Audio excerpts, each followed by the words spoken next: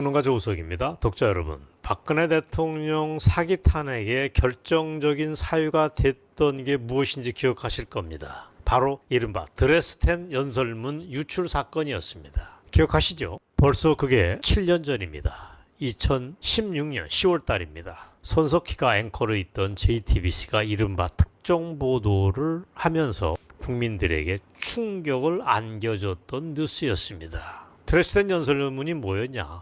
박근혜 정부의 국정 철학이 가장 잘 녹아있다고 평가받았던 그 연설문입니다. 내용은 JTBC 보도 2년 전인 2014년 3월 달에 박근혜 대통령이 독일 드레스덴에서 이른바 통일 대박론의 구체적인 방안을 국민들한테 알렸던 것입니다. 자, 문제는 제가 왜 이 얘기를 하느냐? 문제는 이 연설문을 최순실, 즉 최서원 씨가 박근혜 대통령의 발표 하루 전날 받아봤다는 것이 바로 JTBC의 보도 내용이었습니다.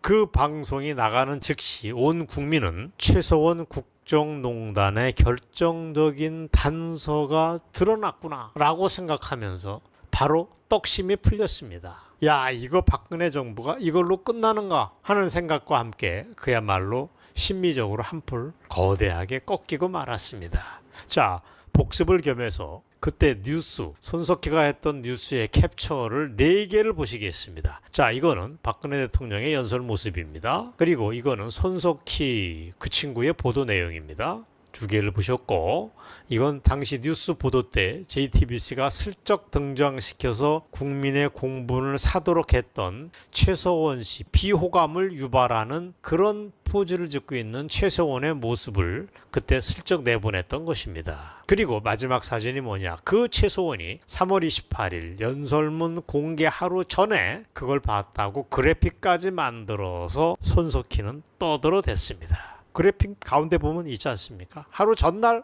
최순실이 봤다, 뭐 이런 내용이었습니다. 자, 어쨌거나 그 뉴스 이후 박근혜 정권은 아까 말씀드린 대로 사실상 끝났습니다. 실제로 그 이후 5개월 뒤에 2017년 3월 달인데 그때 헌법재판소 헌재가 박근혜에게 이거를 연결고리로 해서 이걸 구실로 삼아서 대통령이 헌법 수호의 의지가 없다 라고 하는 그 악명 높은 결정과 함께 헌재의 파면 망치를 때려버립니다. 그렇게 역사가 뒤집혔습니다. 대한민국의 현대사가 바뀌고 이후 문재인 좌익 정권이 들어서면서 적폐청산의 피바람이 불었습니다. 그 5년을 우리는 견뎌서 다시 여기까지 왔습니다. 자, 문제는 지금부터가 중요합니다. 박근혜 사기 탄핵의 결정적인 사유가 됐던 드레스덴 연설문 유출이 없었다. 그거 뻥이다. 누가 만들어낸 가짜뉴스다 라고 국과수, 국립과학수사연구소의 보고서가 바로 지금 새롭게 등장했다는 점입니다. 최서원이 그걸 열람을 하고 문서를 수정까지 해서 했다. 그래서 국정농단 했다고 했던 얘기가 다 거짓말이다. 완전 흔적도 없었다. 그런 게 국과수의 얘기입니다. 이거 충격입니다. 이게 무슨 얘기냐?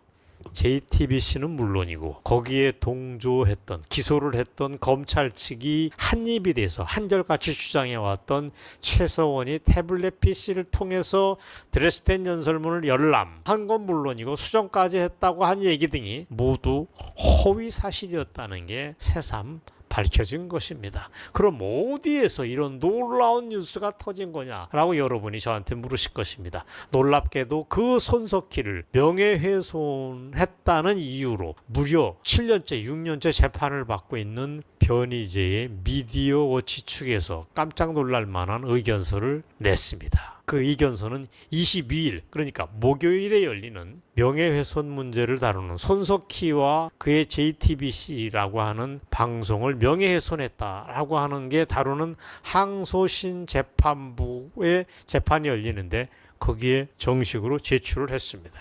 자, 이거 보세요 라고 의견서를 낸 것입니다.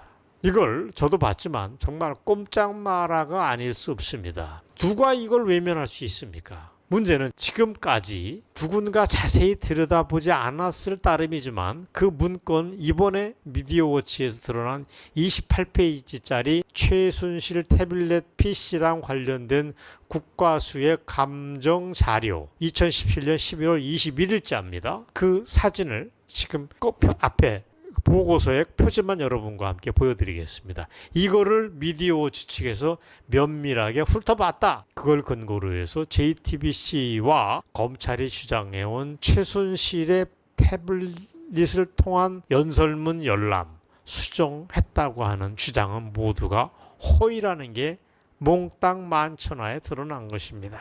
아주 논란의 여지가 없습니다. 미묘하거나 뉘앙스가 엇갈리는 문제도 아닙니다. 간단합니다. 자, 이렇게 되면 재판부가 그날 의견서를 접수해서 판단을 할 문제이지만 정말 엄청난 일이 벌어집니다. 첫째, 뭐가 벌어지냐? JTBC가 손석희를 비판했다라고 하는 명예훼손 문제는 아마 무죄로 바로 판명될 가능성이 높습니다. 허위 없는 얘기를 지어내서 허위 사실을 가지고 손석희와 JTBC라고 하는 사기 방송을 때린 게 아니다. 그런 게 보고서에서 다 드러났으니까 이건 뭐 논란의 여지가 없습니다. 그리고 기소 자체가 잘못된 것이 맞고 검찰에 의한 조작 기소다. 조작된 기소다라고까지 주장할 수도 있게 됩니다. JTBC는 악마의 방송이 맞지만 거기에 덩다리로 박근혜를 몰락시켰던 검찰에 의한 조작 기소도 비판받아야 됩니다. 자, 어쨌거나 이게 순리대로 될 거라고 저는 믿습니다. 실은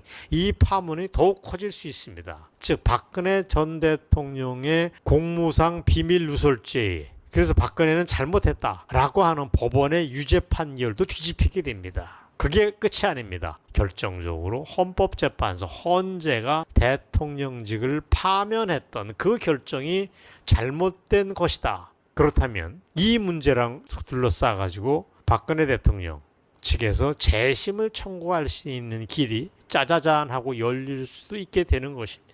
6년 전, 7년 전 이 나라에 불었던 미친 바람을 잠재울 수 있는 결정적 사건이 될 수도 있는 게 바로 이번 국과수 보고서란 뜻입니다. 자, 국과수 보고서는 정확하게 감정회보서라고 합니다. 감정을 해서 의뢰했던 기관에 돌려준다 이런 뜻이겠죠. 감정회보서인데 이걸 쓴 사람인 심규선 연구관이 22일 재판에 증인으로 채택될 가능성도 있습니다. 저는 하는 게 맞다고 봅니다. 똑부러지게 확인해보는 작업이 필요합니다. 이참에 보고서 얘기를 더 하겠습니다. 최서원은 이 연설문을 열람한 적이 없었다라고 하는 게 국과수 측 보고서의 핵심입니다. 최서원은 본 일이 없다. 이게 빼도 박지 못하는 이유는 명백합니다. 왜냐하면 이 태블릿 PC에는 문서를 수정할 수 있는 프로그램이 깔려있지 않다는 게 국과수의 또 얘기입니다. 문서 자체가 수정할 수 있는 기능이 없다는 것입니다. 그런 프로그램이 없으니까. 그 전에 열람도 불가능하다는 걸 국과수가 밝혔습니다. 오로지 다운로드만 가능했던 상황이다라고 하는 게 드러났습니다. 이해했습니까?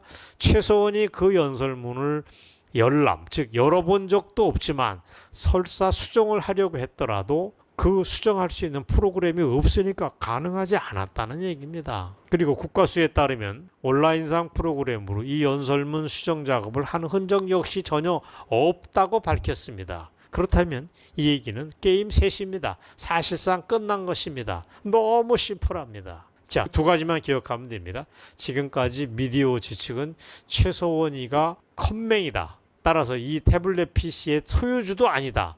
라고 주장을 해왔는데 그것도 틀린 말이 아니지만 그 못지않게 명백한 진실이 바로 이번에 국과수 보고서에 담겨 있다. 합리적이고 과학적이고 명쾌하게 모두가 담겼다. 그것만 받아들이면 만사가 깔끔하게 정리가 된다 이런 얘기입니다. 자, 여기서 의문이 하나 듭니다. 자, 그러면 무려 7년 전 국과수의 보고서를 지금껏 유심히 본 사람이 왜 없었느냐? 바로 그 대목입니다. 이건 뭐냐면 한국 사회가 그만큼 혼란스러웠음을 보여줍니다. 이 명백한 보고서 내용을 맨눈으로 들여다볼 만큼 맨정신을 가진 사람이 없었다는 뜻입니다. 지금껏 엉뚱한 논란으로 날밤을 지새워온 게 바로 대한민국의 현주소입니다. 박근혜 탄핵 이후 우린 유령과의 싸움을 벌여왔고 헛소동을 벌여왔으나 이제야 겨우겨우 정신을 차리기 시작했다는 얘기가 되기도 합니다. 자, 어떻습니까? 오늘 얘기가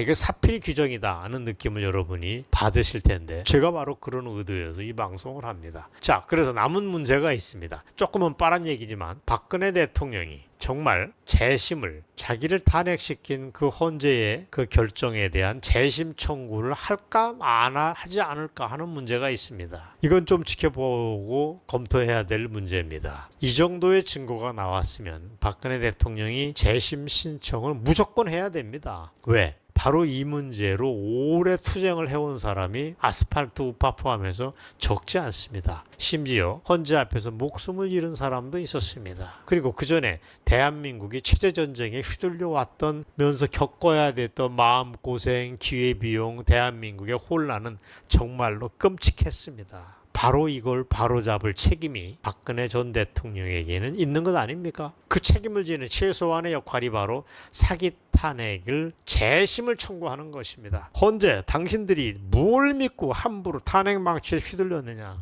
이번에 국과수에 보고서가 있지 않냐? 당신들이 여론에 쫓겨서 민주당 애들이 장난에 코너에 몰려가지고 미친 판결을 내렸다라고 정정당당하게 어필을 하라는 얘기입니다. 지금까지 안 한 이유가 있습니다. 명분도 좀 그랬지만 명백한 확증이 없었다. 그래서 망설였다라고 변명을 해왔지만 드레스덴 연설문 자체가 최순실이가 농단을 했다라고 하는 얘기가 모두 거짓방송, 허위, 개뻥으로 드러났기 때문에 재심 신청 자체를 더 이상 망설이면 안 된다는 게 제 견해입니다. 자, 여기까지가 오늘 방송의 큰 줄거리입니다. 저는 보수 진영이, 범애국 진영이 이제야말로 한 목소리를 내야 할 때라고 봅니다. 박근혜가 자기가 가진 권력 하나를, 그 어마어마한 권력 하나를 지켜내지 못했고 그래서 나라를 망친 장본인이다라고 핏대를 낼 수도 있습니다. 그러나 사기 탄핵, 헌재가 등 떠밀려서 잘못된 탄핵 망치를 휘둘렀던 그 과정에는 우리가 눈 감아 줄 수는 없는 것 아니겠습니까? 그 결정적인 문건인 국과수 보고서도 우리 눈앞에 있습니다. 이걸 가지고 우리는 할 수 있는 일, 2024년 지금 우리가 할 수 있는 일을 해야 됩니다. 어쨌거나 흥미롭습니다. 역사가 이렇게 사소해 보이는 대목에서 덜커덩 하고 바뀔 수 있다는 것을 항상 염두에 둡니다. 역사는 사필 규정일 수도 있다. 그걸 보여주는 게 바로 이번 사건입니다. 여러분 경청해 주셔서 감사합니다.